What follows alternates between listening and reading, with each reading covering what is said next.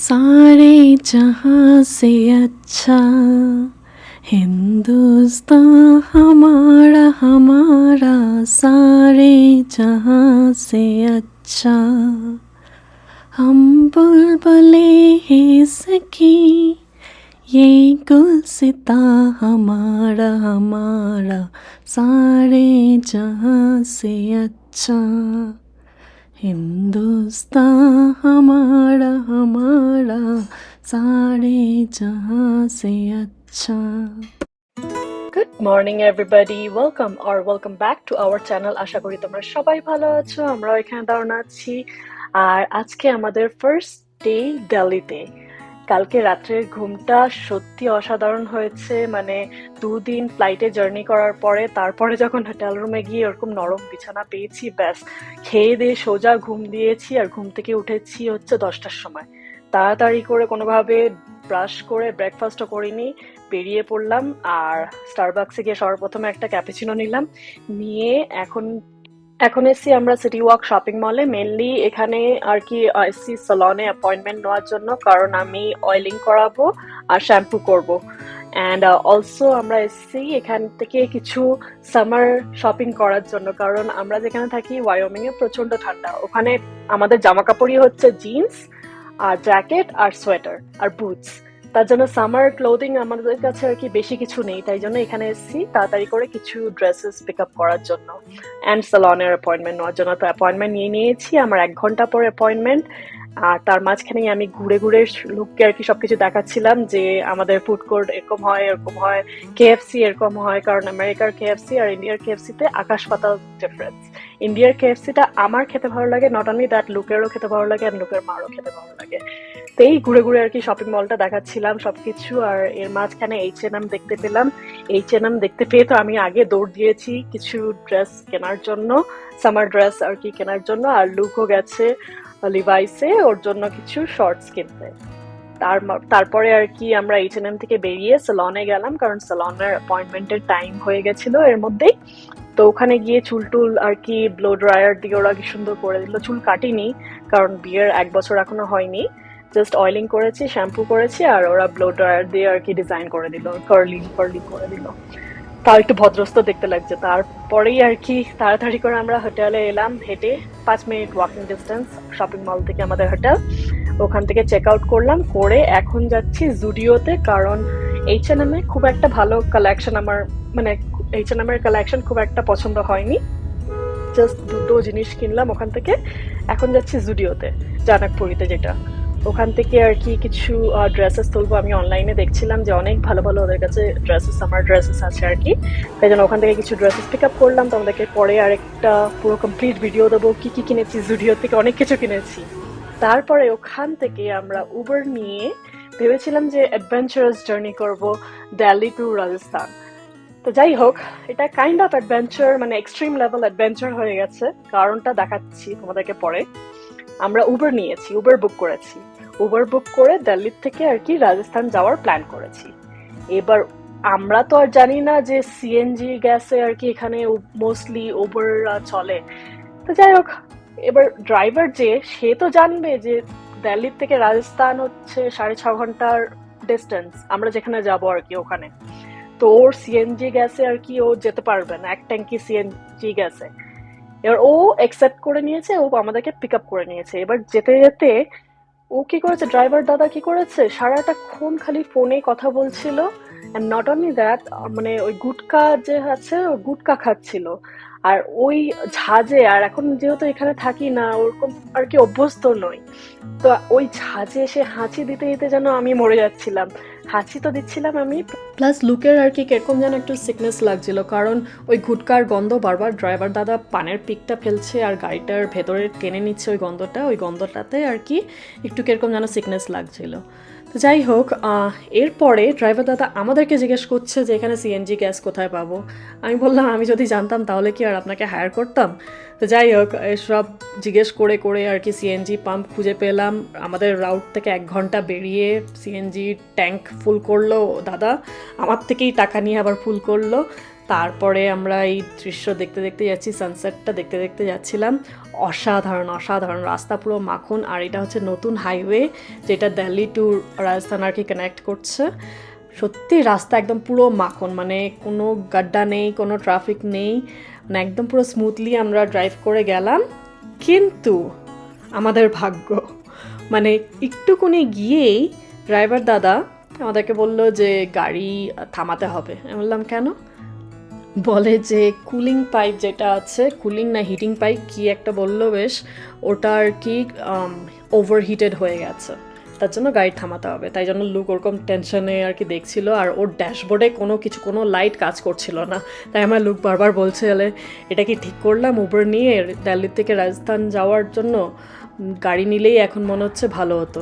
তো যাই হোক, গাড়িটা সাইডে দাঁড় করিয়ে দাদা দেখছো আমাদের কাছ থেকে আবার জল চেয়ে নিল, নিয়ে ওই পাইপে ঢালছে ঠান্ডা করানোর জন্য। আর যেভাবে ধুয়ো বেরোচ্ছিল, ও মাই গড! আর ওর ড্যাশবোর্ডে কোনো কিছু কাজ করছিল না, কোনো কিচ্ছু কাজ করছিল না। এরকম গাড়ির খাটারা অবস্থা। কি করে যে এটা লিগালি আর কি চলছে এই গাড়িটা রাস্তাতে জানি না। বাট লুক যেহেতু এসব জিনিসের ব্যাপারে আর কি অভ্যস্ত নয়, ও প্রচণ্ড টেন্স ছিল। আর আমায় বারবার বলছিল এখন মনে হচ্ছে গাড়ি বুক করলেই ভালো হতো, কেন যে এরকম অ্যাডভেঞ্চারাস জার্নি করতে পারতাম। সো এনিওয়ে, গাড়ি ঠিক হলো, আমরা আবার রওনা দিলাম। ভালোভাবেই যাচ্ছিলাম, বেশ ঘন্টাখানেক মতন সুন্দরভাবে গেলাম আর কি সানসেট দেখতে দেখতে। আর এখানে সানসেটও হয় হচ্ছে 7টার সময়, মানে অসাধারণ লাগছিল সিরিয়াসলি। আমার রাজস্থানে এটা ফার্স্ট টাইম আসা, আর লুকের তো ফার্স্ট টাইম অবভিয়াসলি।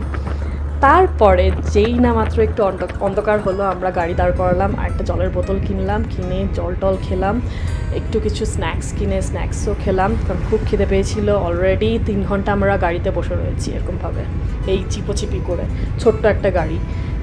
অ্যান্ড তারপরে শুরু হলো হচ্ছে মেইন জিনিস, মানে গাড়ি থেকে ফাটাস করে একটা আওয়াজ হলো, হয়ে গাড়ি আর চলছে না।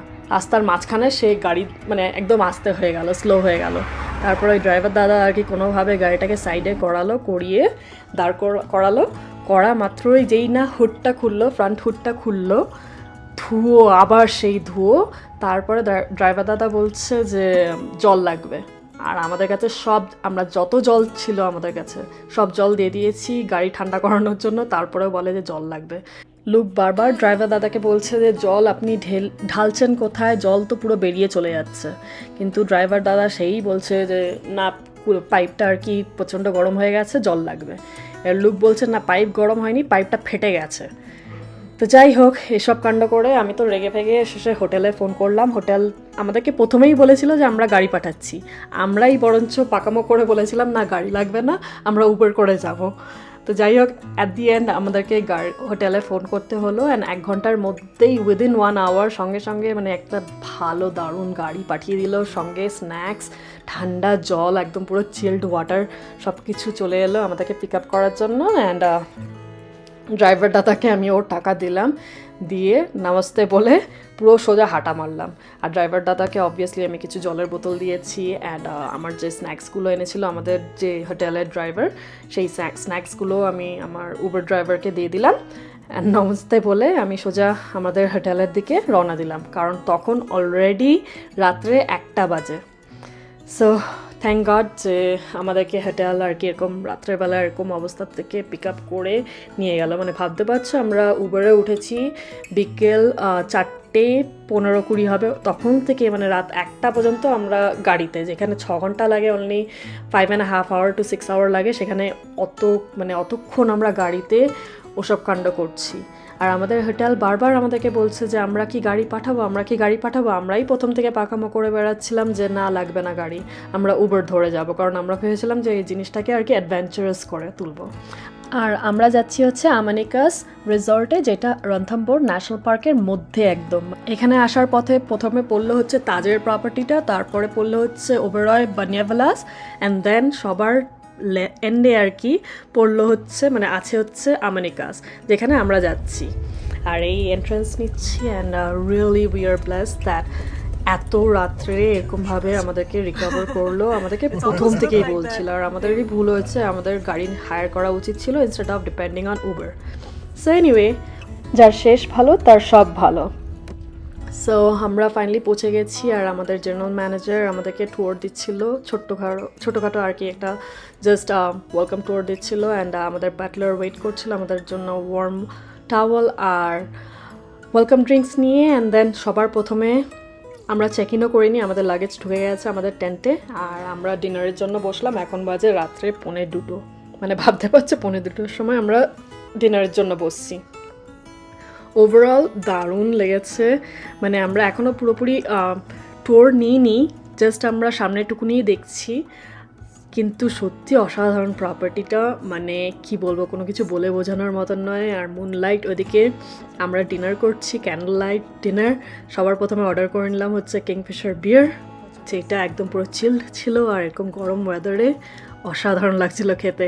হ্যাঁ ইয়েস, আমরা বাইরে বসেছি ডিনারের জন্য, কারণ হচ্ছে এখানকার গরমটা আর কি কলকাতার মতন প্যাচপ্যাচে গরম না। এখানে যেহেতু ড্রাই ওয়েদার, মানে পুরো একদম মানে হালকা একটা ঠান্ডা হাওয়া মতনও দিচ্ছিল, গরম ছিল কিন্তু তাও একটা হালকা ঠান্ডা একটা মানে হাওয়া মতন দিচ্ছিল, তার জন্য আর কি মনে হচ্ছিল না। আর ওই দেখো সূর্য কেন বলছি, চাঁদ মামা উকি মারছে। আর আমাদের ডিনার কিছুক্ষণের মধ্যে চলে আসবে, তো চলো চিয়ার্স করে আগে ড্রিঙ্কসটা এনজয় করি দুজনে মিলে ফাইনালি বসে একদম রিল্যাক্সভাবে। অ্যান্ড দেন আমাদের ডিনার এক এক করে আসছে আর কি। সবার প্রথমে অ্যাপাটাইজার দিয়ে গেল, অ্যাপাটাইজার খাওয়ার পরে আমরা যে ডিনারে অর্ডার করেছিলাম, আমি অর্ডার করেছিলাম পনির দো পেঁয়াজ আর রাইস, আর লুক অর্ডার করেছিল নান ব্রেড, চিকেনের একটা আইটেম আর rice and of course salad. So এক এক করে খেয়ে নিই, প্রচণ্ড খিদে পেয়েছে, পেট পুরো চুচু করছে, আর এত ভালো খাওয়ার পেয়ে ছাড়া যায়, ওয়েট করা যায়। তাড়াতাড়ি করে আমরা খেয়ে নিলাম। খাওয়া দাওয়ার পরে এই এনজয় করছি, কয়েকটা পিকচারও তোমাদের সাথে শেয়ার করছি সারাউন্ডিং এরিয়ার, যতটুকু আর কি নিতে পেরেছি, কারণ এখন বাজে রাত 2টোর সময় আর কী আর করা যাবে। সো এই হচ্ছে মানে প্রপার্টিটা, রিসর্টটা, অ্যান্ড কয়েকটা পিকচার শেয়ার করছি তোমাদের সাথে। তারপরে আর কি আমরা যাব হচ্ছে আমাদের টেন্টে। সো বেসিক্যালি এটা হচ্ছে লাক্সারিয়াস টেন্ট, ক্যাম্পিং স্টাইলের আর কি রিসর্টটা। এখানে রুম নেই, টেন্টের মধ্যে এসি আছে, টেন্টের মধ্যে সব কিছু আছে, টয়লেট থেকে শুরু করে বাথটাব থেকে শুরু করে লাক্সারিয়াস একটা টেন্ট লাইফস্টাইল বলা যেতে পারে। সো এই হচ্ছে আমাদের টেন্ট। আর আজকের মতন ভিডিওটা আমি এখানেই এন্ড করব। তোমাদের সাথে দেখা হবে পরের ভিডিওতে, যেখানে আমি রুম ট্যুরটা দেবো, মানে টেন্ট ট্যুর দেবো, অ্যান্ড তারপরে ঘুমোতে যাব। তারপরে সকালবেলায় ঘুম থেকে উঠে একটা ডে টাইম ট্যুরও দেবো তোমার সাথে। তো চলো, আশা করি এই ব্লগটা ভালো লাগলো। তোমাদের সবার সাথে দেখা হবে পরের একটা ব্লগে। Till then take care, stay safe, stay healthy, bye, সিয়া।